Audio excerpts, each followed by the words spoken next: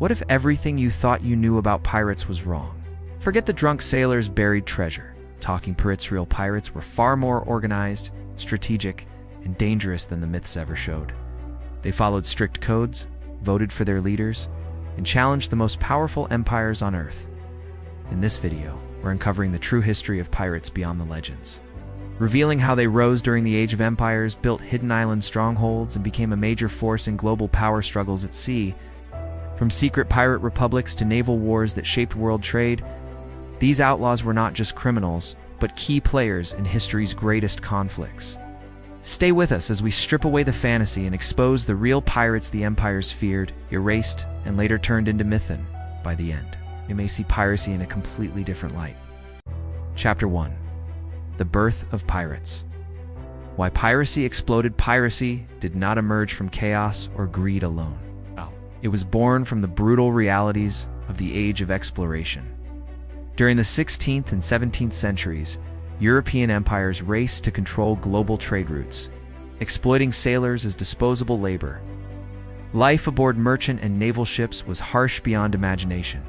Sailors were often kidnapped through forced conscription, paid little or nothing, beaten regularly, and subjected to deadly diseases.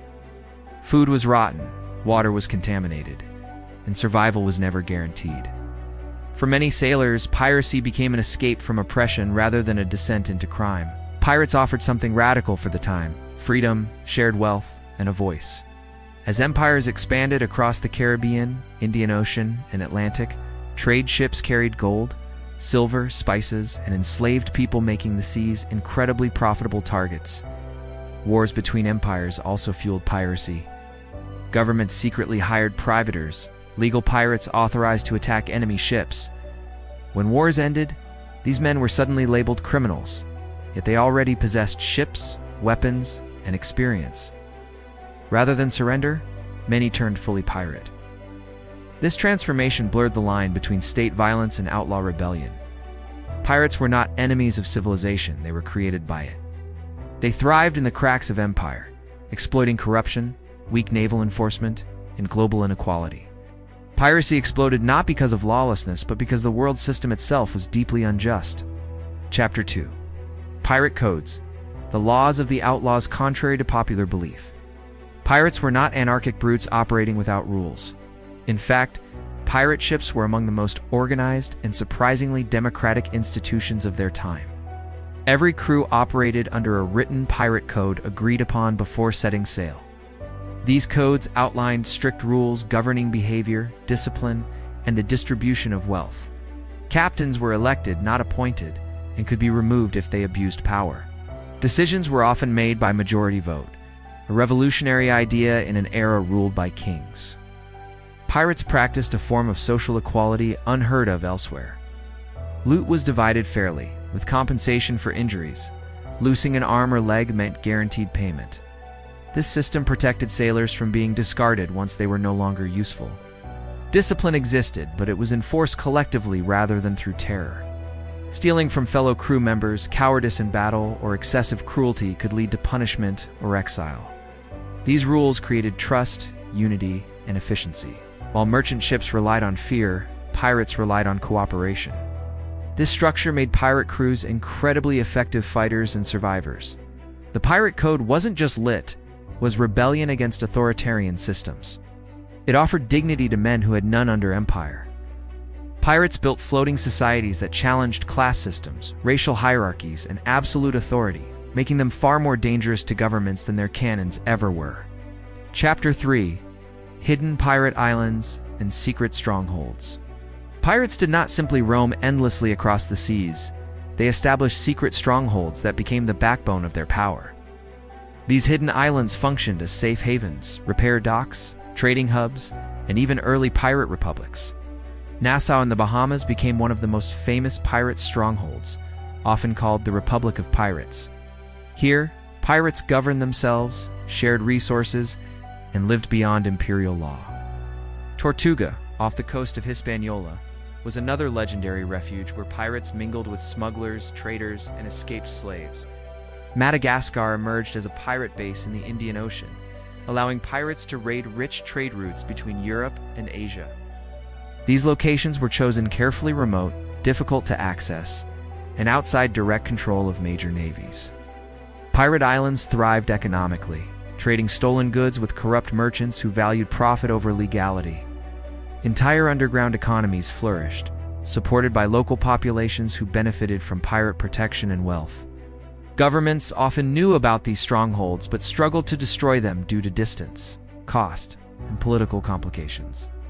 These islands proved that piracy was not random, chaos. It was organized, strategic, and deeply connected to global trade networks.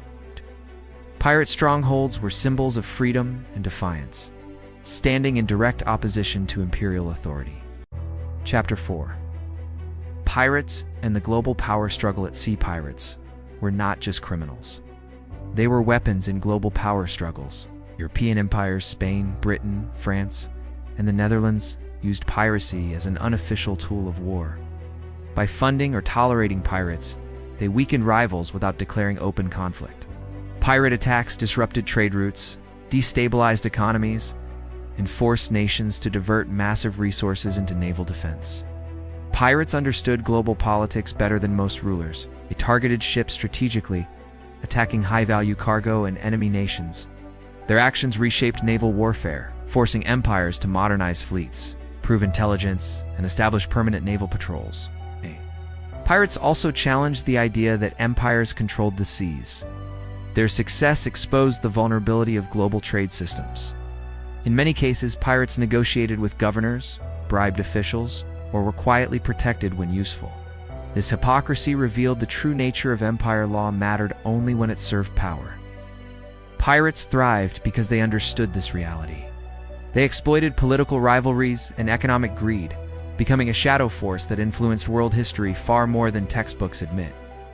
The global struggle at sea was not just between nations, but between centralized power and decentralized rebellion. Chapter 5. The fall of pirates and the rise of the myth. The golden age of piracy eventually ended not because pirates failed, because empires adapted. As global trade became more valuable, governments could no longer tolerate disruption. Navies expanded, coordination improved, and piracy was declared an unforgivable crime. Public executions were staged to spread fear, with pirate bodies displayed as warnings. Propaganda painted pirates as monsters, erasing their political and social motivations.